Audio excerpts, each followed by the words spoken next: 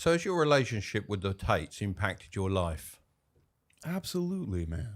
Absolutely in every way. I'll tell you, I had a lot of internal growth, before I joined the war room, let's say, I had my life pretty squared away, but there was something missing. I was still dealing with that small town mindset. I needed to see the world. I needed to understand geopolitics and like really get the big picture of the chessboard. And no, they've both been very impactful. And I think the number one thing that they've been impactful is actually really just personally. I was in a place in my life where I felt like nobody understood me. Like I couldn't go to my buddies and be like, yo, somebody owes me $1 million. But with Andrew, a bunch of people owe him $1 million. Yeah. You know what I'm saying? I felt accepted for the first time. Like nobody wants to hear, oh, you're big, strong, handsome, rich, and you got a bunch of women. Fuck you. You know what I mean? And so having them not only be able to accept me exactly, because it takes a lot to be Tate's friend, or let's say even in my hometown to be my friend. It takes a lot to stand in that fire, especially from where I come from. So to have friends that I can fully be myself and they want to see me win completely and truly mean it, and you can chase them and you can work together. And I learned so much about the world, from the guys, because I think they've been 72 countries. Well, I went to 15 countries last year. And just previously, a few years ago, I'd probably been to like 4. And traveling widens your horizons. Yeah, very, yes, very sir. good. So much. You get to see, you get a perspective on life that you just realize that the world is so much bigger than your small town in South Louisiana. And you start to see patterns and you start to see how other cultures move and how things really are. And I completely agree with you. It And you opens see the your eyes up. propaganda as well against the countries that certain governments don't like. And, Right. It's not real, is it? So No, it's not. going back to the friends, I mean, I always say you'll always fit my best friends on 5 fingers. Basically, there's 5 people that will be my best friends all the time. To have more than that really is not possible, I don't think. I completely agree. You know what I say about that? I say anybody that thinks they have more than a few friends probably don't have any at all. No, I completely agree with you. No, you're joking. They've got several million on their Facebook or something like that. Well, they're true friends. All right, leave them with your bank card and your girlfriend for the weekend and see how that goes. So how do you tell a true friend then? What are the measures that you put them through? Well, I really kind of just stated them off. To me, you could give a very hallmark answer, a storybook answer. But to me, if you want to get down to brass tacks, I would leave my girl and my bank card in Tate's room for a week. And I know for a fact I'd sleep like a baby that week. I would have nothing to worry about. But Tate's a human trafficker. I'm going to have to hit this guy on this podcast. You're in striking distance. I shouldn't be this close. So you say the Tates have impacted you positively. Everybody they've touched have impacted them positively. Yeah, the only people that believe hate so. the Tates are people, their life was already shit and they're just mad. And I didn't mean to cut you off. That's all right. But have you had any negativity since they were arrested during that time period?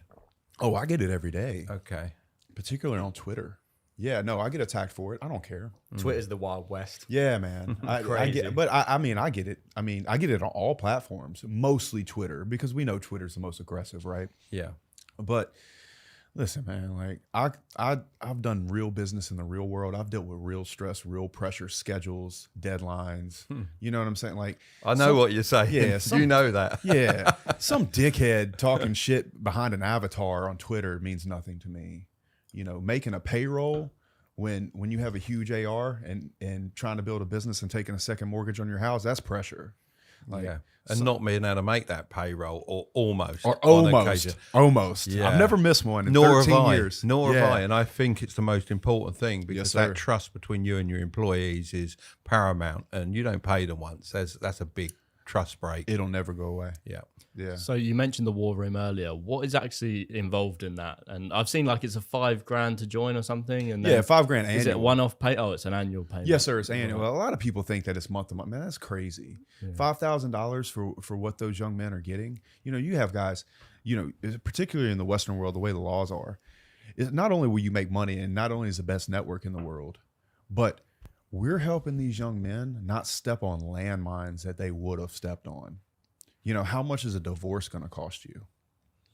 How much is getting your heart broke going to cost you? So it's like insurance. Oh, You just insurance pay, is yeah. an understatement. So there's multiple events that are done on all these different subjects. I believe there's buckets in life as a man.